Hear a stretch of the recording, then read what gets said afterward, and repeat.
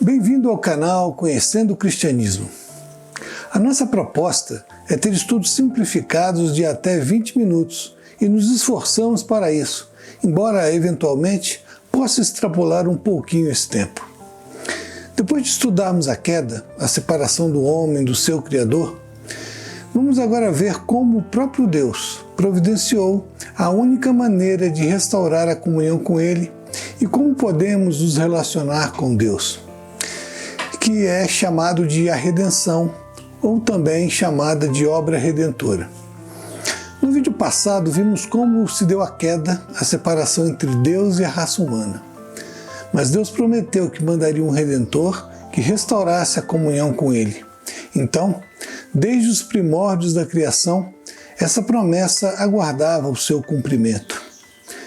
Como é característica do canal, não vamos ler as referências bíblicas para tentar manter o tempo máximo de estudo simplificado em 20 minutos. E por isso, você deve pausar o vídeo, checar cada uma das referências citadas. Eu sou William Pereira, apenas um cristão.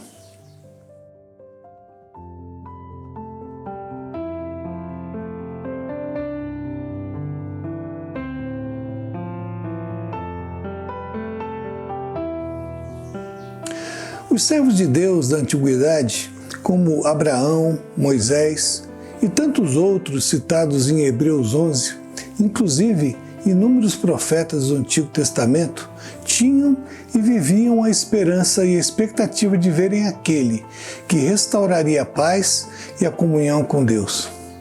Muitos desses profetas, em especial Isaías, profetizaram, inspirados pelo Espírito Santo, sobre a vinda desse Redentor, 700 anos antes do seu nascimento. Você pode verificar em Isaías 9:17 e Isaías 7:14 a 16. Procure na sua Bíblia.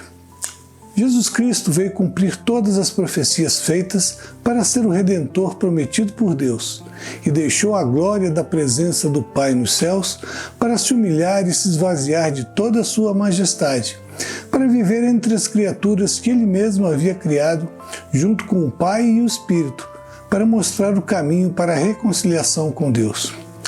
Passou a viver como homem, conheceu as mazelas e as fraquezas humanas, mas diferente das suas criaturas, não pecou. Justamente Ele, que foi concebido sem pecado por uma forma miraculosa do revestimento do próprio Deus. Você pode ler sobre esse evento miraculoso em Mateus 1, 18 a 25, onde Deus usou Maria para trazer o seu filho ao mundo da mesma forma como os demais seres humanos, para que ele não fosse um ser alienígena diferenciado da raça que ele veio salvar. Deus poderia ter transformado seu filho em um bebezinho e colocado em um local para ser encontrado por Maria e José, como naquela história fictícia do super-homem, mas preferiu usar o mesmo modo de nascimento que estabeleceu para as suas criaturas. Jesus, o Filho de Deus, nasceu nas piores condições humanas daquela época.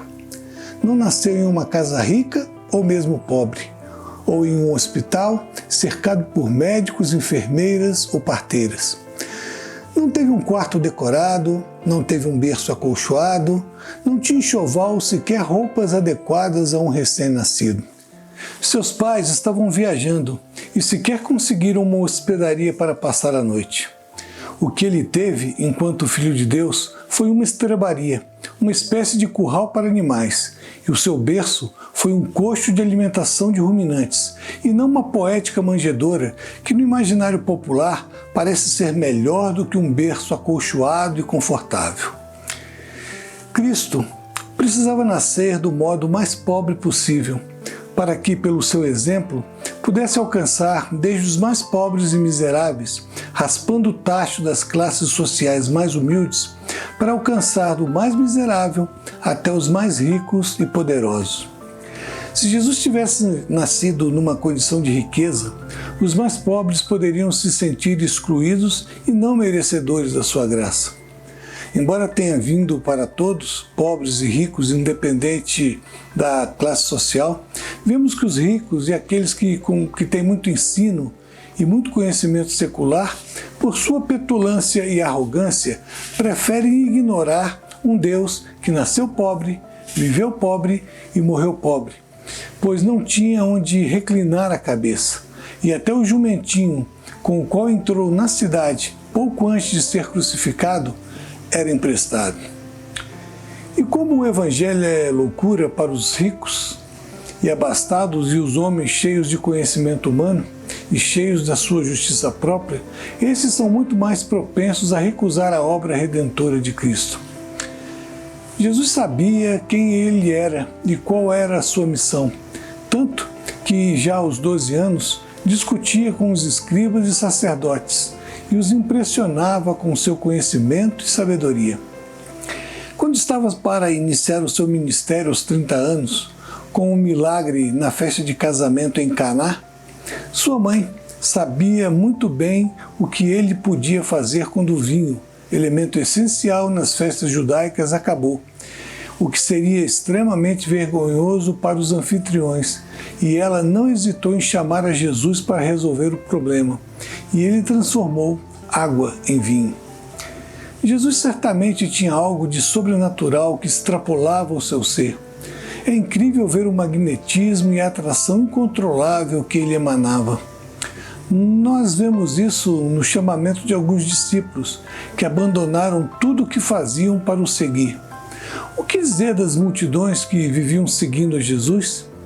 Seguiam-no sem sequer se preocupar com a alimentação, tanto que por 2 vezes Jesus teve que multiplicar pães para distribuir aos que lhe seguiam.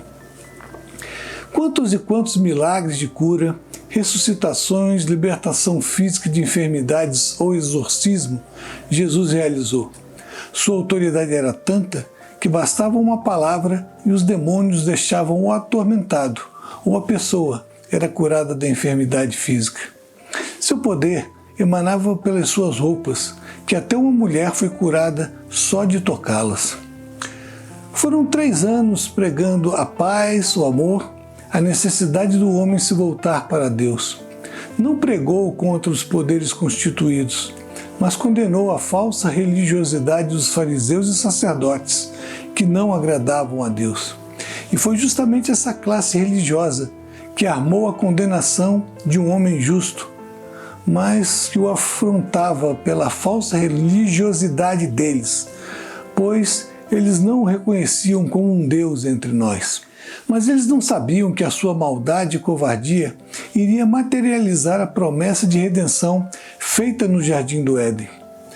Mas apesar de saber que essa era a vontade de Deus, que esse era o plano, desde que se encarnou como um ser mortal, ao abandonar a sua glória e vir até a terra, não foi fácil para Jesus. Seria um sofrimento tremendamente duro. E por um momento, em extrema contrição e convulsão na alma, suando sangue, ele pediu ao Pai que, se fosse possível, passasse aquele cálice, pois era amargo demais para ser bebido. Mas ele aceitava a vontade do Pai. Foi levado a um julgamento injusto sem nenhum crime cometido, que sequer se pode chamar de julgamento. E não foi um sofrimento igual ao de tantos homens que foram crucificados antes ou depois dele. E sabemos que a maioria dos crucificados levavam quase um ou até mais de um dia para morrer. Foi muito pior, pois além da imensa dor e do sofrimento físico que a crucificação implicava, ele ainda teria que suportar o peso do pecado de toda a humanidade. E desde que orou ao Pai pedindo a possível passagem do cálice, até o momento em que expirou na cruz, eu creio que esse foi um dos momentos mais emblemáticos da existência cósmica, pois foi um período em que Deus, o Pai, se calou. Como deve ter sido horrível um pai ver a morte injusta de seu filho, para pagar um preço elevadíssimo por pecados que não eram dele. Acho que poucos de nós avaliamos o sentimento de Deus naqueles momentos cruciais. A mente humana jamais poderá imaginar, ou mesmo sequer existem adjetivos que possam qualificar, o sentimento de Deus, que prefiro chamar de estado da alma, vendo seu filho apanhando barbaramente, sendo insultado ridicularizado e finalmente pregado em uma cruz, sofrendo uma das piores mortes que eram praticadas naquela época.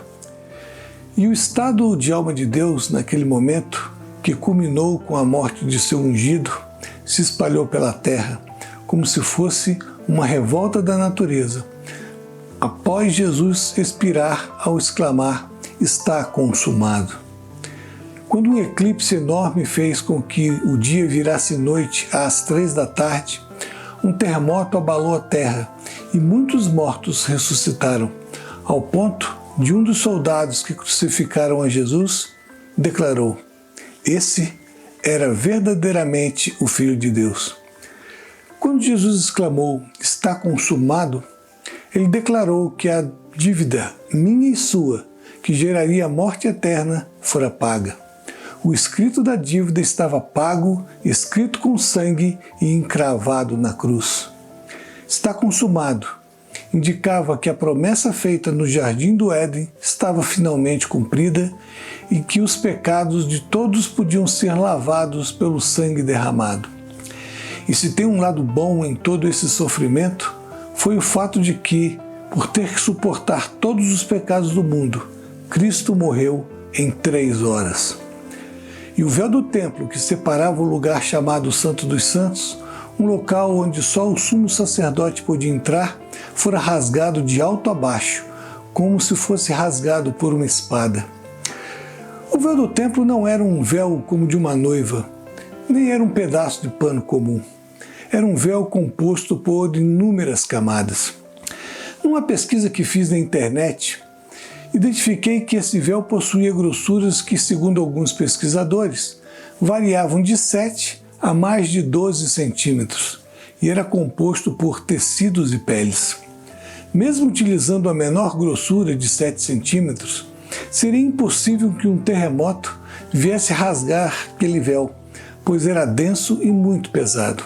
A princípio, o terremoto só teria poder para derrubar aquele véu pela destruição das bases que o mantinham no lugar, mas jamais rasgá-lo de alto a baixo. Não foi de baixo para cima, como se algum esforço humano o pudesse rasgar, mas foi de alto a baixo, sinalizando que foi uma ação superior do próprio Deus. E qual o significado do véu do Santo dos Santos rasgado? Desde as ordens para a criação do tabernáculo dadas por Deus a Moisés, se vê que o véu seria posto na entrada do Santo dos Santos, que era o local onde apenas o sumo sacerdote podia entrar, uma vez por ano, para apresentar as ofertas de sacrifícios a Deus. Se o sumo sacerdote entrasse fora do dia específico, era morto instantaneamente.